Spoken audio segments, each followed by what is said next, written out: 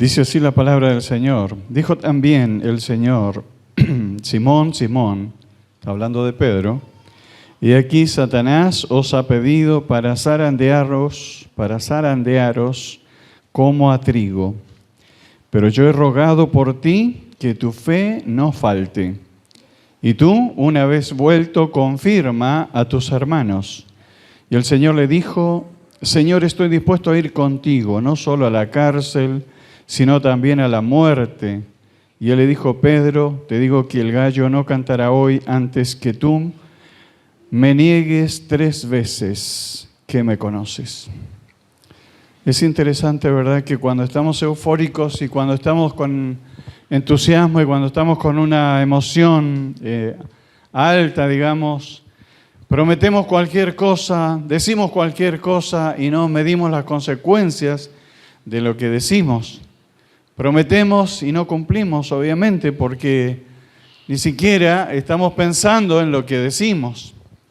Pedro se sentía joven, se sentía fuerte, se sentía entusiasta, se sentía en la plenitud de su vida y decía, a mí no me detiene nadie, no me detiene nada, ni siquiera la muerte. Entonces todo ese entusiasmo que él tenía siempre lo transmitió a los demás. Por eso es que de alguna manera se perfiló como en el liderazgo de ese grupo de 12 hombres que seguía a Jesús. Y más aún cuando Pedro veía que había milagros que se producían cuando ellos salían a predicar el Evangelio de 2 en 2, cuando él era partícipe de esos acontecimientos extraordinarios, cuando la gente se agolpaba y ellos también de alguna manera se sentían compartiendo la fama de Jesús por acompañarlo, por estar ahí. Y más aún cuando él se sentía que era parte de la organización y se sentía con derecho y autoridad para organizar a los demás, para organizar a la gente y disponer qué, cómo y cuándo se hicieran las cosas, a veces aún arriesgándose a ser reprendido por el Señor públicamente. Sin embargo, en esta oportunidad, lleno de euforias, le dice, Señor, yo voy a ir con vos a donde sea que vayas. Si tenemos que enfrentarnos a la muerte, nos vamos a enfrentar juntos los dos, vamos a ir a la muerte, ¿no? Y Jesús le dice, Pedro, ¿sabes qué? Las cosas no son como vos piensas. ¿Sabes qué?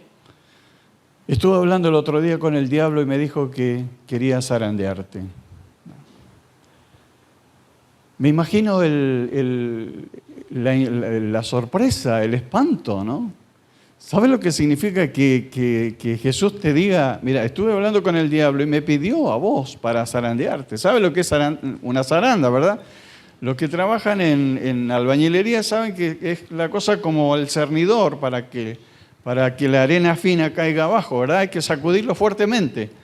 Y la zaranda es una herramienta que se usaba en esa época para el trigo, para mover, agitar el trigo con violencia, para que se desprenda la carcasa, la pajita del trigo, la cascarita del trigo y quede el trigo puro. Entonces, esa expresión simbólica de Jesús es muy representativa de lo que pasa en la vida de esta persona, de Pedro, porque él necesitaba todavía, a pesar de todo el tiempo que tenía con Jesús, del conocimiento que había adquirido, de la experiencia que había adquirido, de todo lo fuerte que él se sentía para enfrentar cualquier situación futura, aún así había mucha hojarasca en él. ¿Se está entendiendo esto, verdad?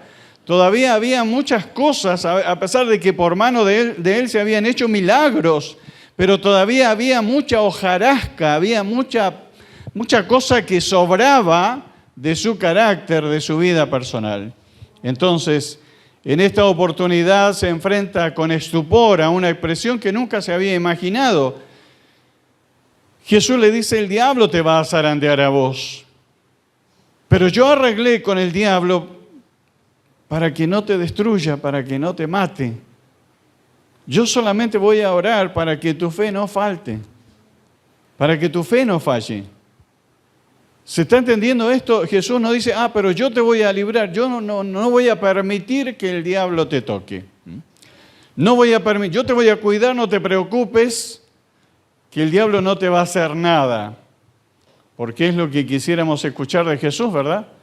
Que nadie nos haga nada, por favor, que nadie nos haga nada, que menos el diablo tenga alguna autoridad o alguna injerencia en nuestra vida.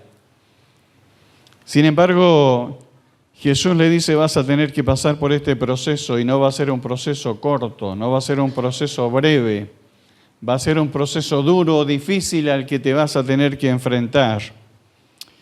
Pero luego de eso, cosa que esa frase también se la olvidó Pedro en esa vorágine de emociones y pensamientos y acontecimientos que había, de que le dice, para que una vez que vos vuelvas, estés preparado para ejercer el ministerio al que te he llamado. Saben, hermanos, a veces nosotros nos sentimos preparados, nos sentimos listos, nos sentimos como que estamos en la plenitud de nuestra vida y podemos enfrentarlo todo porque tenemos las herramientas para hacerlo. Y descubrimos con sorpresa que todavía estamos lejos del hombre maduro, lejos de la mujer madura, del hombre equilibrado, de la persona que realmente Dios necesita que nosotros seamos. Y zaranda nos pasa a muchos, especialmente a aquellos que queremos servir a Dios. Tenemos que ser zarandeados y tenemos que pasar por procesos difíciles de enfrentar. Cuando salí del seminario yo creí que estaba capacitado, yo creí que tenía todas las herramientas, creí que tenía todo lo que una persona podría necesitar para poder ir a una iglesia y trabajar en cualquier iglesia que fuera. No tenía muchas aspiraciones, pero se suponía, o debería suponerse, que si la persona más capacitada del seminario debería ir a la mejor iglesia, o a la iglesia más desafiante, a la iglesia más, digamos, que sea más importante. Sin embargo, no fue así. Y yo me sentí como que Dios me había exiliado. Y sentí una profunda tristeza cuando llegué aquí. Y me sentía tan mal que no había día que no tuviera ganas de irme. Yo decía, Señor, acá vine a caer yo. ¿Yo tenía que venir a caer acá?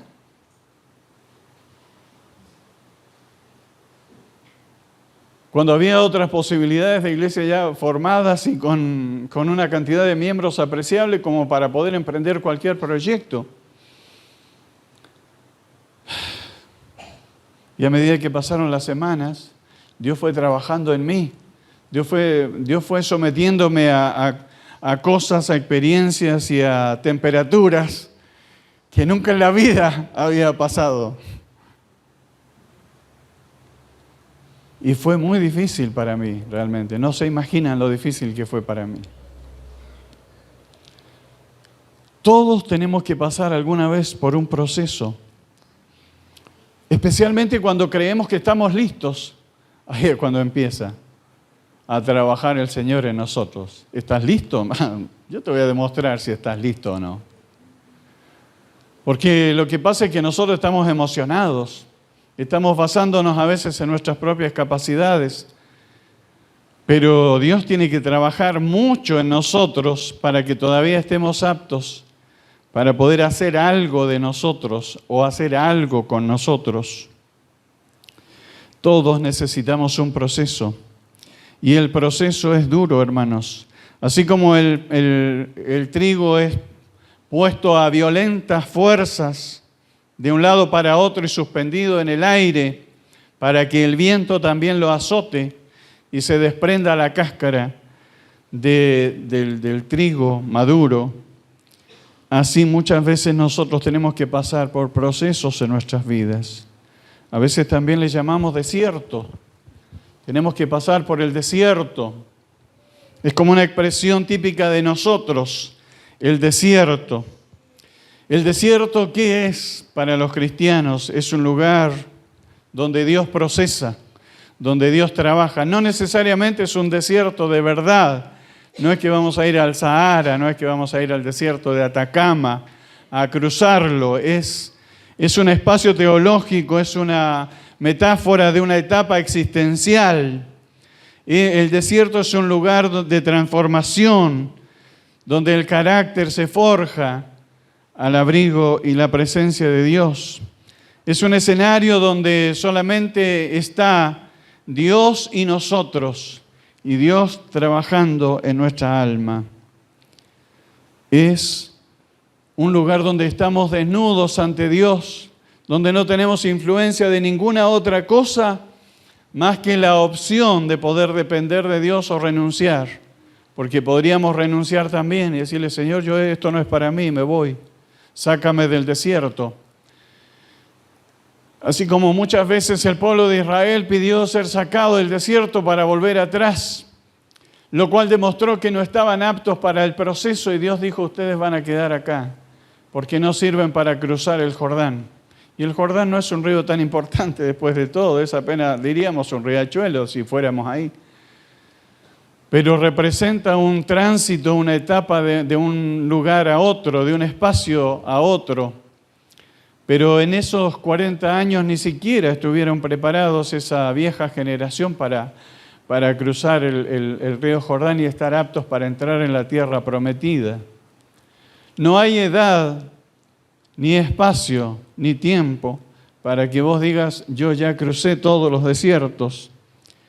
Es simplemente, hermanos, que toda aquella persona que está consciente de su llamado, que está consciente de que ha sido llamado por el Señor a servirle a Él. No estoy hablando que como pastor o como diácono o como evangelista, sino una persona llamada a servir a Dios, una persona como un discípulo de Jesús o una discípula de Jesús.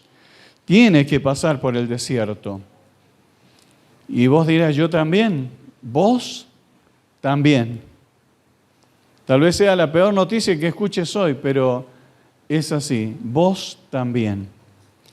¿Por qué? Porque el silencio del desierto es para aquel que quiere escuchar la voz de Dios nada más, que no quiere ninguna otra influencia, ninguna otra cosa que escuchar la voz de Dios. Es un estado y es un tiempo de abandono, donde probablemente sintamos que ninguna otra persona, tal vez de las más queridas, está con nosotros. Y no podemos esperar tampoco que así sea, porque el desierto es para eso. El desierto no es para la multitud, no es para la congregación, no es para la iglesia. El desierto es un estado individual, donde solo vos tenés que estar y sentirte absolutamente abandonado en ese lugar. Se trata de eso, se trata de que te sientas abandonado ahí, ¿sí? Para que Dios pueda trabajar. Nosotros reclamamos y nos enojamos porque la iglesia no estaba ahí con nosotros. Lo que pasa es que la iglesia no va al desierto. En el desierto tenemos que estar solos y no es fácil de aceptarlo, porque nosotros queremos a toda la iglesia ahí, queremos a toda la iglesia orando por nosotros ahí también. Y nos encontramos con la terrible noticia de que la iglesia está en otras cosas, la iglesia sigue avanzando y sigue haciendo otras cosas. Y pareciera que a nadie le importa que vos estás sufriendo y que vos estás pasando por un proceso en la vida. No es así, es solo es una mentira que nosotros queremos asumir para victimizarnos. Es más fácil para nosotros victimizarnos y decir, la iglesia me abandonó, todos me abandonaron, el pastor me abandonó, la pastora me abandonó. Ahora, cuando más tenía que yo estar acompañado por ellos. Cuando era propósito de Dios que vos estés en esa situación para que puedas vivir tu proceso. Porque si no, no puedes vivir tu proceso. No puede estar la sala de ¿cómo se llama eso ahí donde están en el hospital? ¿Cómo se llama esa sala? La terapia intensiva. No puede estar llena de gente. No puede estar llena de gente. Claro, vos quisieras que todos estén ahí y todos estén orando por vos ahí, pero ¿sabe qué es lo que le van a decir? Usted para afuera. Usted no es familia, para afuera. Usted, aunque sea hermano, hijo, padre, para afuera. porque tienes que estar solo. Tienes que estar solo. El desierto es un lugar de soledad, de tal vez de las mayores soledades por las que una persona puede pasar, aunque haya muchas personas a su alrededor. Es un estado de soledad infinito, absoluto. En el desierto hay hambre. No hay otro lugar más difícil de obtener la comida que en el desierto. Y en el desierto, por hambre se clama, por hambre se llora, por hambre se grita. Por eso es que el pueblo de Israel tuvo que pasar por el desierto para que clame a Dios, para que le grite a Dios, para que dependa de Dios, para que baje el maná del cielo cada día y depender de ese maná por ese día. Porque no había un banco de maná para la semana. Ni siquiera para la semana. A veces nosotros nos aprovisionamos por un mes, los que pueden comprar por mayor. Pero el que pasa por el desierto necesita cada día de Dios, cada día de la presencia de Dios, cada día tiene que depender de Dios, porque si no, moriría, si no depende de Dios. En el desierto se pasa sed, en el desierto hay sed. No hay otro lugar más seco donde se sufre más la necesidad de agua que el desierto. Y donde sabemos que si hay alguna oportunidad, como lo experimentó el pueblo de Israel, como lo experimentó Moisés, si hay alguna oportunidad para poder ser saciado es si Dios da la orden de que se toque la roca para que salga agua. Si no, no habrá agua para nosotros. Dependerá de la misericordia de Dios que nos lleve por un breve momento a un espacio donde podamos ser saciados y donde no hay ninguna otra cosa que nos pueda saciar, sino la presencia de Dios. El desierto es para eso. El desierto es para que no dependas de ninguna otra cosa que llene tu alma, que llene tu corazón, que no sea Dios obrando ahí, ayudándote a soportar minuto a minuto, como si fuera una gota de suero que cae para que alimente tu cuerpo. Solamente Dios. El desierto es un espacio donde no podemos depender de nada más, donde las fuerzas se agotan, donde el hombre no puede vivir por mucho tiempo, donde el cuerpo humano no está preparado para resistirlo, y si estuviera más de 3 días sin agua moriría de sed, y si estuviera más de una semana sin comer algo moriría de hambre. Porque no es solo no comer, sino también el desgaste físico, moral, espiritual, emocional que se sufre ahí en ese lugar. El desierto es un espacio de angustia, es un espacio de espera por un milagro, por algo fortuito que ocurra, que te saque de ese lugar. Por si Dios ese día quisiera por fin responder a tu clamor y sacarte de ahí de donde estás. A veces hemos pasado salas de hospital. Yo no he estado mucho tiempo en una sala de hospital, pero son minutos que parecen eternos. Pero no es solo ahí, sino también a veces son espacios de existencia. Son tiempos en los que no sabes qué hacer, donde todo está desordenado, donde todo está patas para arriba. Es como si estuvieras en un tobogán que no sabes a dónde vas a terminar.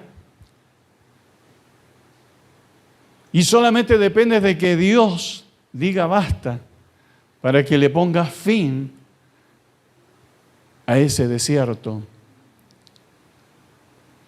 ¿Que he estado en desiertos? Varias veces. ¿Que si aprendí de todos los desiertos? algo? Que si tenga que pasar otro desierto, probablemente que sí. Porque Dios no ha terminado conmigo. Y yo sé que Dios no ha terminado con vos. Dios no ha terminado con vos.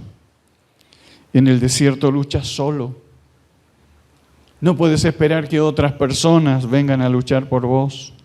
En el desierto esperas un milagro porque solo un milagro podría traerte consuelo, podría traerte esperanza, podría mitigar el dolor que estás pasando.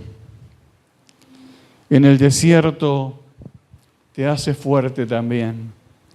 En el desierto solo esperas en el Señor. En el desierto conoces todas tus debilidades, pero en medio de todas tus debilidades te empiezas a hacer fuerte para esperar en Dios. Las épocas bíblicas están muy relacionadas con los desiertos. Está el desierto de Sinaí, donde pasó todo el éxodo de Israel. Está el desierto de Parán, que también ellos pasaron por ahí. Está el desierto de Judea, donde le tocó a Juan el Bautista ser forjado por Dios en ese lugar, para forjar un verdadero evangelista, por forjar un profeta, un hombre de Dios o una mujer de Dios. Tendrá que pasar por el desierto de Judea, porque ese desierto te va a marcar toda tu existencia. Nunca más eres el de antes que cuando sales del desierto. Sales totalmente transformado, totalmente transformado. Ya eres hombre. Como los muchachos en otra época que hacían el servicio militar y decían, ahora sos hombre, ahora que sales del servicio militar. Está el desierto de Sin, donde Dios probó al pueblo de Israel y donde también falló Moisés en los postreros días de su vida. Cuando uno dice, yo ya me gradué de todos los desiertos, ahí le toca a Moisés, pero falla en su graduación, falla en el último desierto que tiene que pasar, le falla al Señor y ya no puede cruzar para ver la tierra prometida, para pisar la tierra prometida, para habitar la tierra prometida, para tener ahí su descendencia que no la tuvo ahí. ¿Se dan cuenta, hermanos? O sea que podríamos hasta fallar en el último momento, en la última prueba, si no estamos afirmados y afianzados en el Señor, si no entendemos bien las instrucciones de Dios, cuando Él nos está haciendo pasar por el desierto. El desierto, hermanos, es un lugar de peregrinaje. 40 años estuvo el pueblo de Israel. Jesús fue llevado al desierto 40 días y 40 días era suficiente, no para forjar el carácter de Jesús, no para transformarlo en un nuevo hombre, no para hacerlo pasar por un zarandeo y una prueba y una tentación, simplemente, sino para cumplir y para mostrarnos que se puede cruzar el desierto. Para mostrarnos que un hombre como cualquiera de nosotros pudo resistir la prueba más dura a la que un ser humano puede resistir, preparándolo para lo que iba a hacer después. 40 días sin comer y sin beber en el desierto. Ningún ser humano pudo resistir. Solo Jesús. Solo Jesús. Pero nos muestra que si Él tuvo que hacerlo, ¿por qué vos no? ¿Quién piensa que sos vos? ¿Que no te puede tocar a vos? No, yo estoy en la plenitud de mi vida, mirá, puedo enfrentar 10 hombres juntos. Un día no lo serás. He conocido hombres tan fuertes, mucho más fuertes que yo, mucho más grandes que yo. Pero unas semanas después los vi hecho una piltrafa humana en una silla de ruedas. No significa nada. Toda tu bravuconería no significa nada. cuando Dios no está con vos. Cuando Dios no está con vos. No importa quién te creas que eres, no importa qué nivel creas que tienes frente a un hijo de Dios, a una hija de Dios o frente a la iglesia. Elías huyó al desierto. Lo miró como la oportunidad para poder sobrevivir y allí Dios trabajó en Elías. Pero le resultó tan difícil, que Dios le dijo: anda, Elías, es mejor que salgas de acá. Porque si sigues aquí vas a morir de todas maneras, aunque te mande ángeles a alimentarte, aunque te mande pájaros a alimentarte, te vas a morir igual. Es mejor que salgas de acá. En el desierto hay cosas extraordinarias. Moisés encontró la zarza ardiente en el desierto. No fue en la capital de Egipto, no fue entre medio de los grandes honores que le rendían cuando era general del ejército en Egipto. Encontró la zarza ardiente en el desierto. En el desierto Dios le entregó las tablas de la ley. Había estudiado mucho, había ido a las mejores universidades, pero fue en el desierto donde consiguió las tablas de la ley. ¿Te das cuenta? Yo creí que estaba preparado, porque tal vez fui el mejor alumno de toda una promoción y de varios años de promoción. Y me dijo eso, ¿no? ¿Sabes qué? No sirve para nada. Las tablas de la ley las vas a encontrar por allá, en un pueblo olvidado donde la gente piensa que no existe realmente. En el desierto, hermanos, se levantó el tabernáculo. En el desierto está la presencia de Dios. Si vos te preparas para eso. En el desierto fue que Jacob puso un altar. En el desierto fue que Abraham levantó un altar para sacrificar a Dios.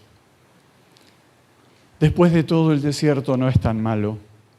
Es un lugar para formarnos. Es un lugar para no tenerle miedo.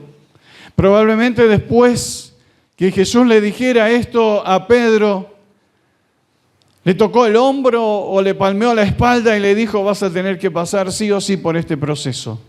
No vas a poder evadirlo, pero vas a salir bien. Vas a salir bien. En el desierto fue la única oportunidad para ser purificado por el pueblo de Israel. En el desierto el pueblo de Israel tenía que sacarse las mentalidades egipcias. Y vos vas a tener que pasar tu desierto hasta que te saques las mentalidades egipcias que traes. Porque acá, en el reino de Dios, todo es diferente. Todo es diferente. Dios se maneja de una manera totalmente diferente. Las reglas las pone Dios. Las exigencias las pone Dios. Los propósitos son los propósitos de Dios. Todo depende de Dios. Por eso es que decimos que se haga la voluntad de Dios, como en el cielo se haga acá también. Porque allá es absoluta la voluntad de Dios. El problema lo tenemos nosotros, que no entendemos cómo funciona la voluntad de Dios para nuestras vidas. Todos nosotros, aquellos que queremos ser salvos, necesitamos pasar por el desierto, porque el desierto es un tiempo de transformación, es un tiempo de riesgo donde tal vez algo en nuestra mente nos diga: esta no la vas a pasar, esto no vas a cruzar. Por vos mismo no vas a poder. Vas a tener que aprender a depender de Dios porque no vas a poder pasar. No vas a poder pasar. Donde podríamos morir espiritualmente para siempre o aferrarnos con todas nuestras fuerzas al Señor y esperar en Él para poder sobrevivir. Así es el desierto, así es el proceso. Es un tiempo tan importante para nosotros porque desarrollamos la confianza en el Señor, donde aprendemos a ser saciados directamente de la mano de Dios, donde aprendemos muchas cosas que ni el instituto, ni los libros, ni el seminario, ni los estudios bíblicos, ni los encuentros, ni las reuniones, ni las vigilias, y que ninguna cosa nos puede enseñar. Que solamente aprendemos solo Dios y yo. Solo Dios y yo. Son lecciones personalizadas que Dios nos da, donde aprendemos a ser aprovisionados, a ser sustentados, como lo fue de alguna manera también, y por eso es un símbolo para nosotros, el desierto para los israelitas, donde todo fue provisto en el momento justo. Ni siquiera los zapatos se le gastaron a esas personas para que vieran lo maravilloso y lo grande que es Dios. O sea, cuando terminas el desierto no puedes otra cosa que dar gloria a Dios. Darle toda la gloria a Dios. Cuando atraviesas el desierto eres más humilde y no eres tan altivo, porque sabes que no eres nada después de todo. Es solo Dios actuando en tu vida y haciendo algo de vos que ni siquiera lo merecías. Y que no te corresponde ninguna gloria ni nada, porque se trata de lo que Dios quiere hacer, no de lo que vos quieres hacer. Cuando atraviesas el desierto no es por casualidad que lo atraviesas, es porque te mantuviste sostenido de la mano del Señor. Y ese tiempo es tan importante, hermanos. Vivimos en un mundo tan convulsionado donde todo nos saca y nos quita esa concentración que debemos tener en el Señor. Y a veces estamos aterrados, como estuvo Pedro, aterrado. ¿Qué es lo que va a pasar conmigo? ¿De qué manera el diablo va a influir en mí para hacerme daño? ¿Qué tanto daño me va a hacer? ¿Qué tanto va a afectar mi vida? ¿Qué tanto me va a modificar Él? ¿Qué es lo que va a hacer? Me imagino a un Pedro aterrado, tratando de entender de qué se trataba lo que Jesús dijo, y no había tiempo para explicarlo. Y que nunca lo pudo entender hasta cuando recibió esa mañana la visita de Jesús, donde Jesús le tenía preparado un pescado y lo abrazó y le dijo: Pedro, ahora sí que vamos a arrancar de nuevo. A veces no entendemos los procesos de Dios hasta que Él nos hace entender. Que cualquier otra explicación que yo te pudiera dar, que cualquier otro argumento que yo pudiera poner sobre la mesa, tú lo rechazarías porque no llenaría a tu corazón ni tu mente. Esta explicación no me sirve. Y estás lleno de dolor y estás todavía ahí en tu cama de hospital y dices: bueno, pero vamos a orar, y vamos a orar. No. Y luego nosotros nos vamos y vos te quedas ahí. Y dices: ¿me habrá servido de algo que hayan venido a orar por mí? ¿Me sacará de esto de aquí? Hasta cuando entiendes que Dios tenía un propósito y Dios te lo comunica. Para esto pasaste por esto. Para esto yo te traje hasta aquí. Para esto yo te conduje hasta acá. Para esto yo te hice pasar por esto. Era necesario después de todo. Hermanos, nadie dijo que no fuera un proceso difícil. Nadie dijo que podías obviarlo.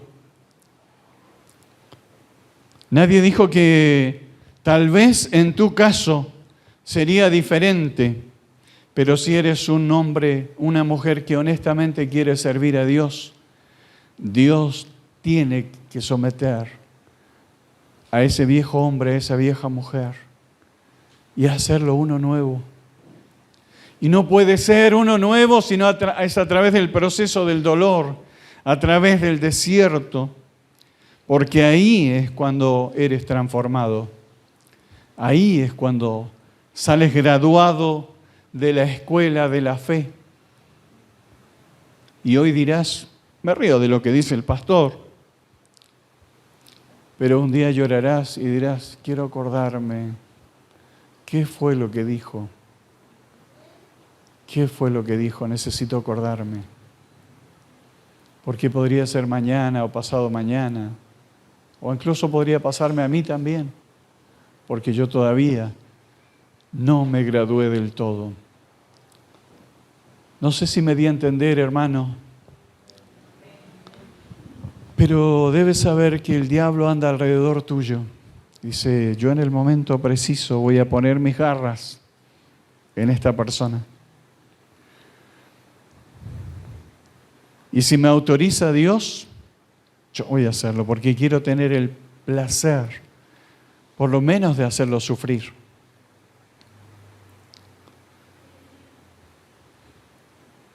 Y cuando a veces piensas que estás más confiado, cuando a veces piensas que estás en la plenitud de tu servicio y de que nada ni nadie te puede hacer nada, no te confíes. Solo te digo que no te confíes. Porque puede ser el día que el diablo haga un trato por vos y no te va a gustar nada. Porque son fuerzas superiores a nosotros. No podemos dominar. No podría decir, nunca voy a pasar por esto. No podría decir, yo nunca me voy a enfermar. Nunca me va a pasar esto a mí. Porque ese día que lo digo, probablemente sea el día que estaba planeado para mí. ¿A cuántas personas no les pasa? No, esto a mí no me va a pasar. Me río de lo que dicen, me río de las predicaciones. Pero soy tan viejo, y he conocido tantas personas que cuando escucho y veo el orgullo y veo esa altivez, solo digo pobre, porque también la tiene que pasar. Y tal vez la pase más dura que otros. Porque su orgullo es tan grande, porque su altivez, porque su manera de ser contradice tanto lo que es la naturaleza humana. Somos frágiles después de todo. Realmente no quisiera que pasaras por el desierto porque yo pasé y no me gusta pasar por él. Pero te digo que si hoy estás pasando por un proceso en la vida, un proceso difícil y duro, no es el final. Yo sé que ninguna explicación te sería suficiente, pero te digo que si vos te aferras a Dios con todo tu corazón y si vos solamente te sujetas y esperas en Él tiene una salida para vos. No morirás en el desierto. No morirás si estás dispuesto a cruzar para entrar en la tierra prometida. Si te quieres quedar en Egipto, tal vez mueras. Si añoras más Egipto que la tierra prometida, si todavía tus recuerdos de la comida y del abrigo y de las fiestas y todas esas cosas que tenías en Egipto son más importantes para vos que la tierra prometida, probablemente mueras en el desierto. Pero si añoras con todo tu corazón, si tú te aferras con toda tu alma al Señor, ese desierto no será el final de tu vida. No morirás ahí. Podrás cruzar otra vez. Ponte de pie, por favor. Vamos a orar por un momento, porque yo sé que A veces no tenemos que decirlo públicamente, pero hay muchas personas que la están pasando mal. Y a veces uno tiene que tener un poquito de respeto también.